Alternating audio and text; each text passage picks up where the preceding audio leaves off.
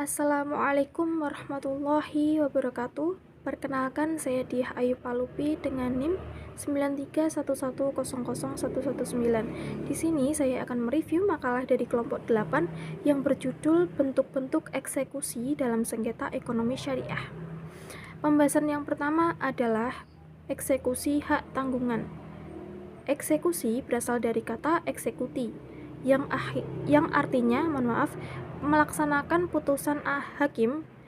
Yahya Harahap memberikan pengertian eksekusi adalah tindakan hukum yang dilakukan oleh pengadilan kepada pihak yang kalah dalam suatu perkara, bahwa sesuai dengan pasal 6 UU HT atau Undang-Undang Hak Tanggungan dinyatakan dengan tegas bahwa apabila debitor cedera janji, pemegang hak tanggungan pertama mempunyai hak untuk menjual objek hak tanggungan atas kekuasaan sendiri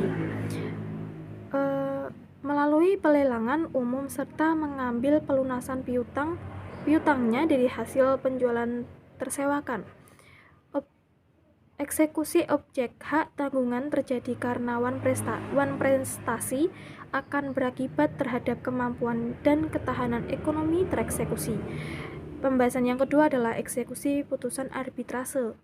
Eksekusi putusan arbitrase sebagaimana halnya eksekusi putusan pengadilan harus mengikuti prinsip-prinsip umum eksekusi, yaitu yang pertama, yang dapat dilakukan eksekusi adalah putusan yang telah mempunyai kekuatan hukum tetap.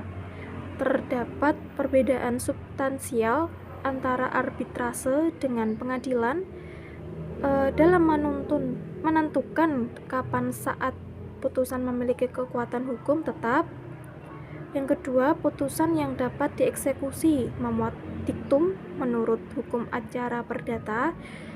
Suatu putusan yang dapat dieksekusi adalah putusan yang diktumnya itu bersifat kondem atoir, yaitu putusan yang menghukum atau memerintahkan kepada pihak yang kalah agar melakukan perbuatan tertentu.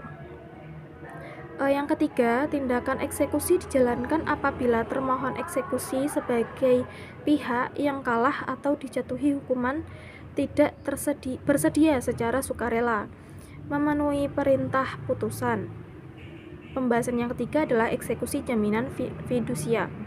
Jaminan mempunyai fungsi yang sangat penting dalam kegiatan ekonomi pada umumnya, karena dalam pemberian pinjaman modal dari lembaga keuangan, baik bank maupun bukan bank, mensyaratkan adanya suatu jaminan yang harus dipenuhi para pencari modal kalau ia ingin mendapatkan pinjaman atau tambahan modal berupa kredit tersebut, baik untuk jangka panjang maupun jangka pendek. Fidusia yang berarti penyerahan hak milik atas dasar kepercayaan memberikan kedudukan kepada debitur untuk tetap menguasai barang jaminan walaupun hanya sebagai peminjam pakai untuk sementara waktu, atau tidak lagi sebagai pemilik.